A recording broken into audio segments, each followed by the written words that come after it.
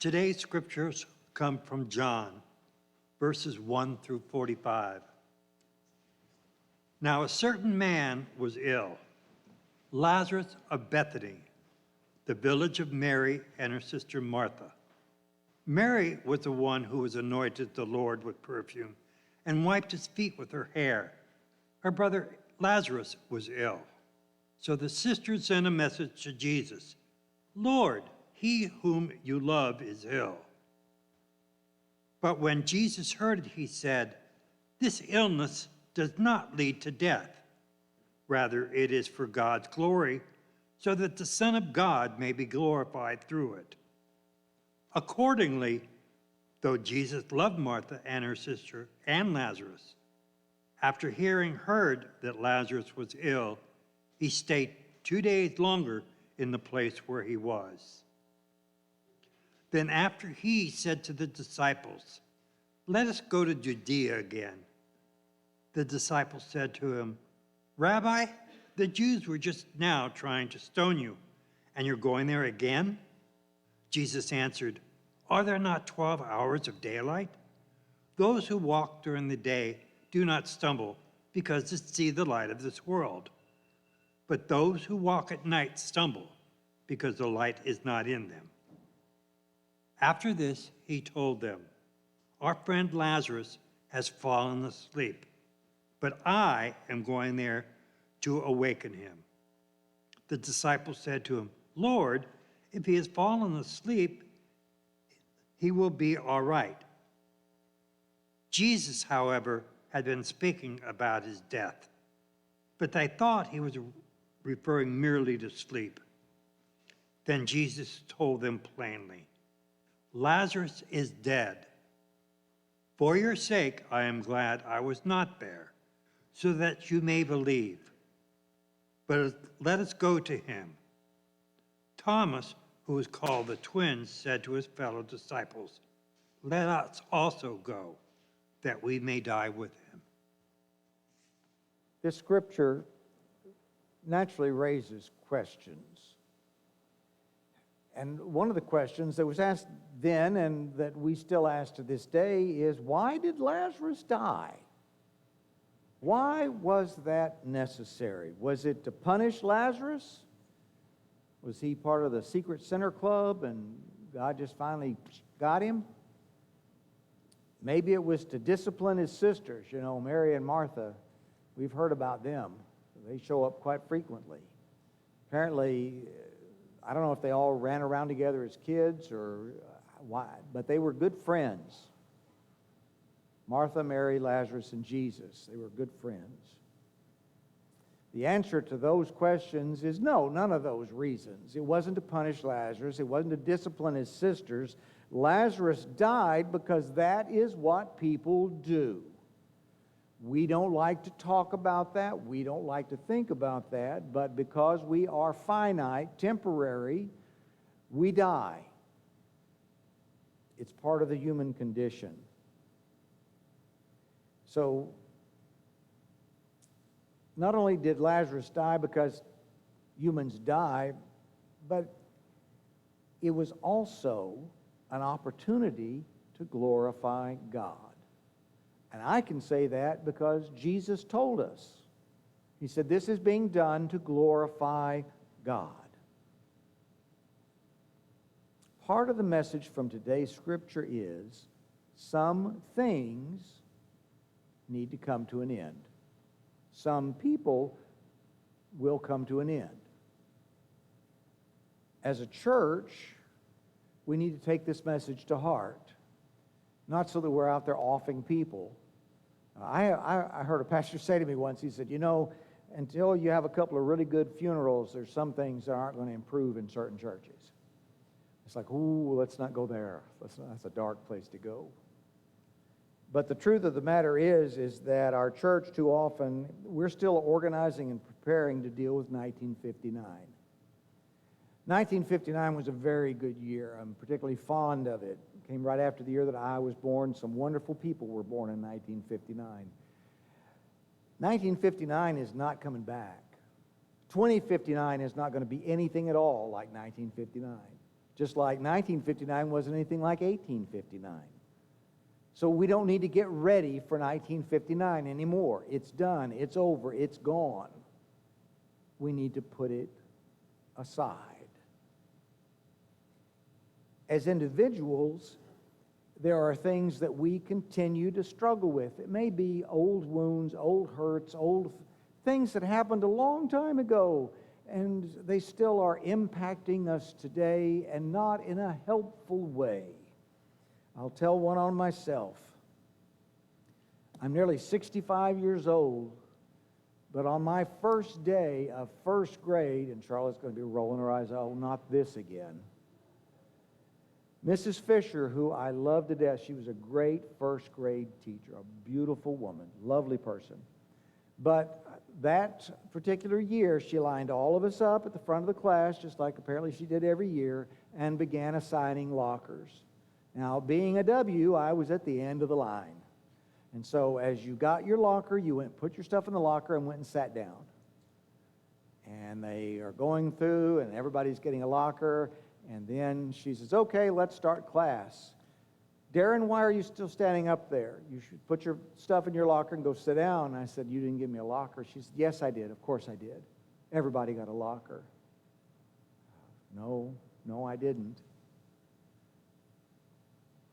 She'd run out of lockers. Okay? That still bothers me. It still bothers me. And Charlotte's like, let it go. We'll buy you another locker. We'll buy you tons of lockers. Let it go. But it still bothers me, okay? That's the kind of thing I'm talking about. Someday I will grow up and let it go, but I'm working on it. But all of us have those things that shape us and warp us, and we just need to let them go. Past grudges and injustices that need to be buried and left in peace. The way to wrap this part of the service up is to ask the question, how can we honor and glorify the God of life if the only focus that we have is on yesterday? If the only thing that we can celebrate is what was? That is no way to live. Should we honor the past? Absolutely. Should we learn from the past? We've got to. But if our focus is always on, well, you know, it used to be so good. I remember back when it was like this, and okay, maybe that can inspire us, but what we have is right now. And if we're always trying to recapture what's dead and gone, that's never going to happen. The focus is on what is now. Returning to the scriptures, starting with the 17th verse. When Jesus arrived, he found that Lazarus had already been in the tomb 4 days. Now Bethany was near Jerusalem, some 2 miles away, and many of the Jews had come to Martha and Mary to console them about their brother. Good friends. They came and just were with them. When Martha heard that Jesus was coming, she went and met him, while Mary stayed at home. And this should not surprise us. We've encountered these sisters before. Martha getting supper on the table, getting the house clean, doing all that stuff, and Martha sitting at Jesus' feet. And that's a whole other story we aren't going to get into right now. But Martha is an action person. Probably a type A personality. Something needs to be done, let's get it done, let's do it, let's go. Martha's going to sit back and think about it. Mary's going to sit back and think about it. So Martha, Jesus is coming, I'm going to talk to him. So she goes and meets him. Martha said to Jesus, Lord, if you had been here, my brother would not have died. But even now, I know that God will give you whatever you ask of him. She's saying, you let us down, but you can still make this right. Please do something and make this right. Please. Jesus said to her, your brother will rise again. Martha said to him, I know that he will rise again in the resurrection on the last day. Jesus said to her, I am the resurrection and the life. Those who believe in me, even though they die, will live. And everyone who lives and believes in me will never die. Do you believe this? She said to him, Yes, Lord. I believe that you are the Messiah, the Son of God, the one coming into the world. When she had said this, she went back and called her sister Mary and told her privately, the teacher is here and is calling for you. In other words, you need to get up and get out there and go talk to Jesus. He needs to tell you something important.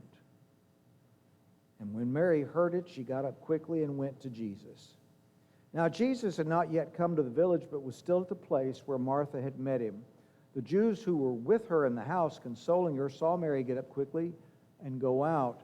They followed her because they thought she was going to the tomb to weep there. They were going to continue that ministry of presence. When Mary came where Jesus was and saw him, she knelt at his feet and said to him, Lord, if you had been here, my brother would not have died. When Jesus saw her weeping, and the Jews who came with her also weeping, he was greatly disturbed in spirit and deeply moved. He said, Where have you laid him? They said to him, Lord, come and see. Jesus began to weep. So the Jews said, Oh, see how he loved him.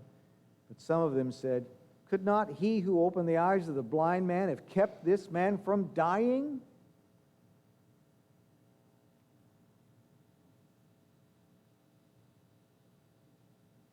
Verse 35 is so important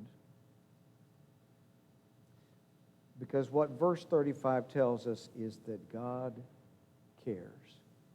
We learn two important things. God cares. Jesus wept. Now, if you think about it, it's like, well, why is he crying? He knows it's going to be okay. He knows that everything is fine. He even told him, he said, this is going to be for the glory of God. So he knows the rest of the story. The reason Jesus weeps is because the people he loves are hurting. What really helped me to understand this is when I was in college, my sister had a baby that died of sudden infant death syndrome, crib death. This child just lived a couple of weeks. I never got to hold the baby. I never got to see the baby. And so I go home for this family, and I'm talking to our minister at the time in the front yard, and he says, you're in kind of an odd situation, aren't you? And I said, yeah, but how could you tell? He says, somebody that you've never met, that you don't know, that you have no connection with has died, and you're supposed to feel bad about that, and that's hard, isn't it? And I said, yeah. I feel bad that I don't feel bad. He says, but people that you love are hurting, and you feel bad about that, don't you? And I said, yes. He says, that's the power of love. When the people you love hurt, you hurt, even if it's not for the same reason. So Jesus is crying because his friend Lazarus has died, and death is a separation. But the people he loves, and he loves Lazarus and Martha and Mary, they are close friends. They're the people he goes to when he's on his way to the cross and he needs a break. He needs to go to a sanctuary, a safe place, and he goes to their home and they welcome him. And they're hurting. And so Jesus is feeling that pain. When I was a chaplain with the National Army Reserve, I sometimes had to do funeral services for family members of the men in the unit. It was an armored tank division, so we didn't have any women. I got dinged on that once. Oh, you don't think women should be in service? Well, we don't have any in that unit. But I would have to do these funerals. I remember one, it was a little boy that had drowned in the family pool, and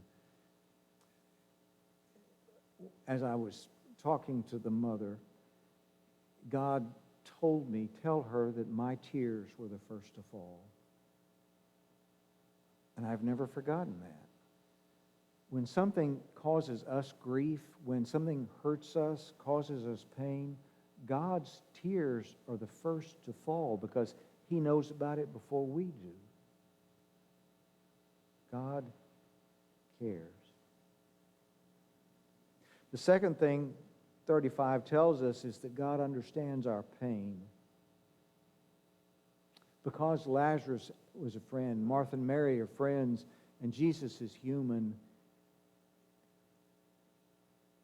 He experiences that physical separation of death. So He's grieving with the people that He loved for someone they loved together. That's the amazing thing about the power of love. It connects us on such a deep and fundamental level. To love someone is to hurt when they suffer and to rejoice when they are happy. We saw an example of that this morning. At both services, when I announced that Sage Westrick had won a scholarship, she'd earned a scholarship, almost a full ride to Wesleyan University, people clapped. You're not going to get any money out of that. It's not going to make a bit of difference in your life. Didn't matter.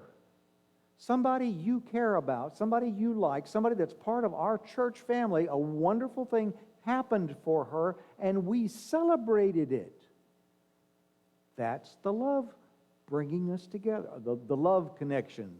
Apologies to Chuck Woolery.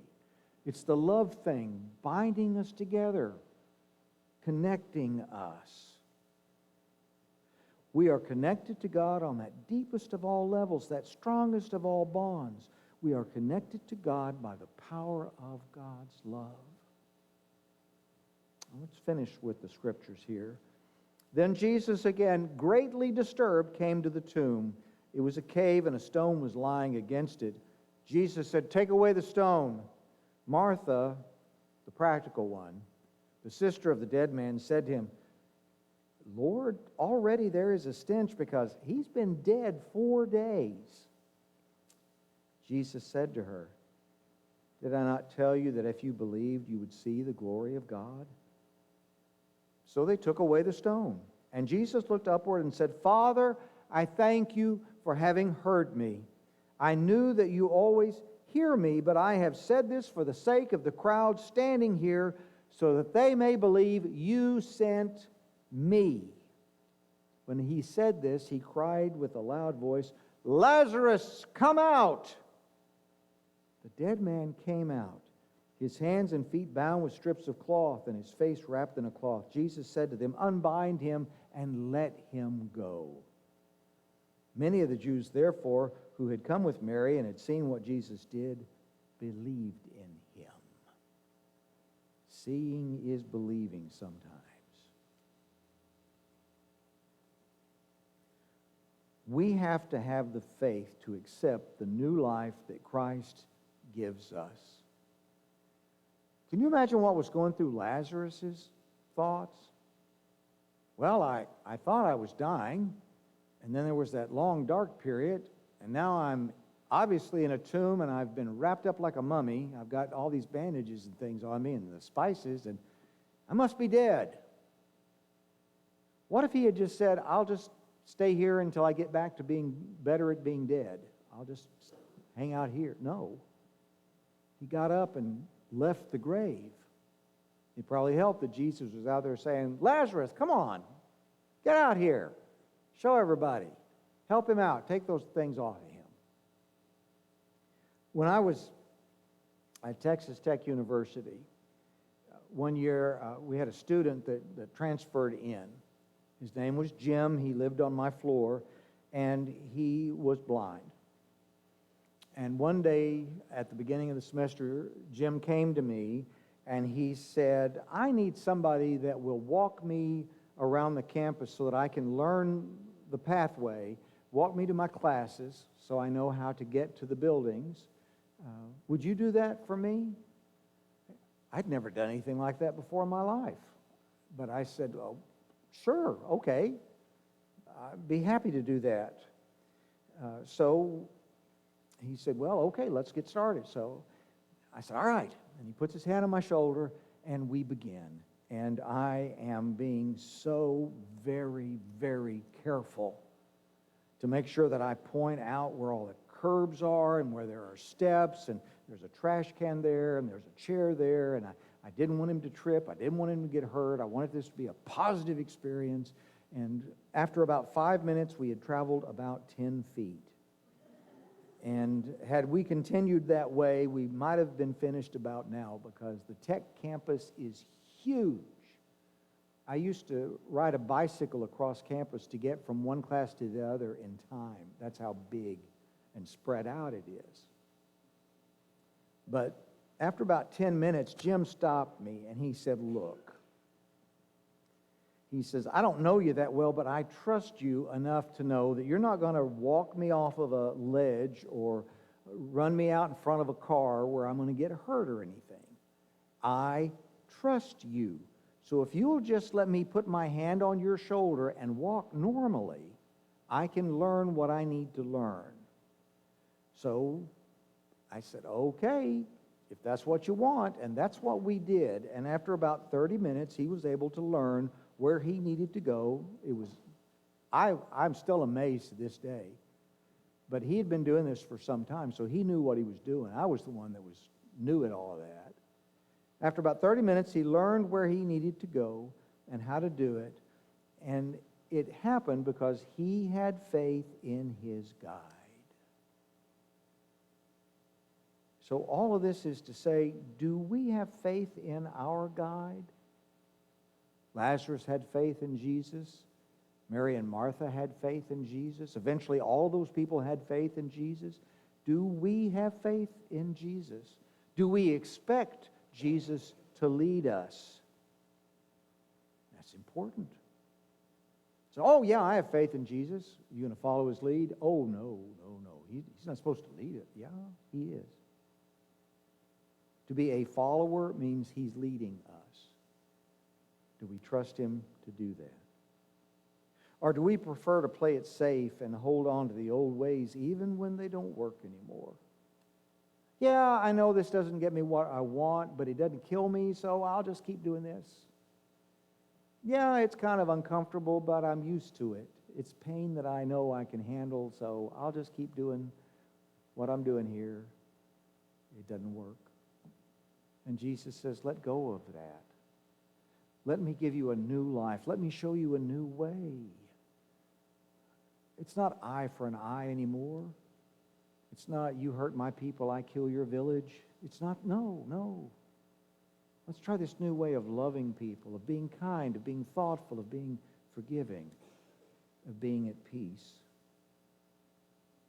Christ is offering us this new life every day. And he says, and I'll give you the faith to claim it. You've heard that prayer. You may have prayed that prayer. Lord, give me faith. Help me. My faith is too weak. Give me faith. That's a powerful prayer. When we ask God for things like that, God says, you got it. You're one of my favorite people. Of course, you got it. But as the song that we sang, blessings, maybe it's in the raindrops, maybe it's in the tears, maybe it's in those dark nights that we draw near to God.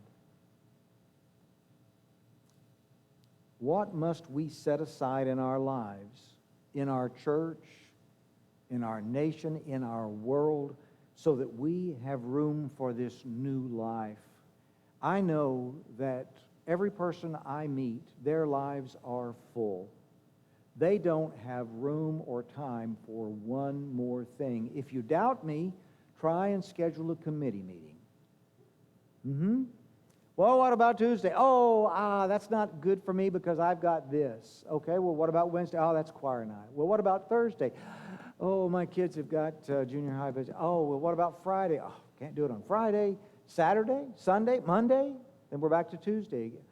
Your life is too full. But if you let go of these old things that don't work, that don't matter, that aren't good for you, and grab a hold of the new thing, what a difference that will make.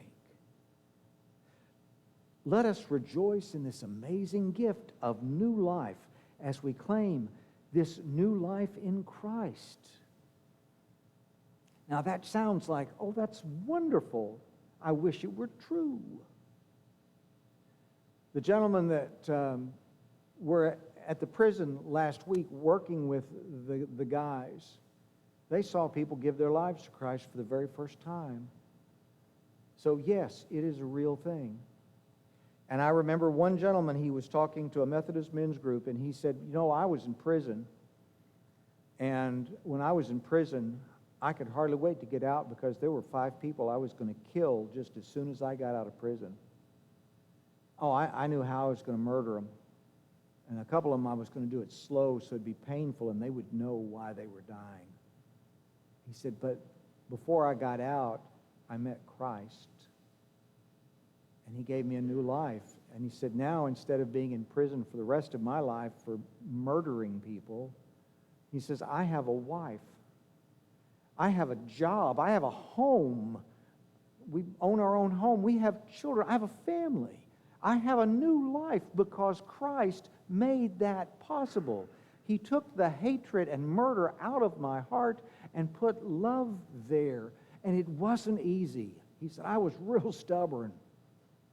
But when I finally let go and let God, look at the blessings. And now I can help other men in the situation that I was in see it's not just pretty words, it's the truth. Christ will give you new life. Claim it. Live it. May everything we do be in service to Christ.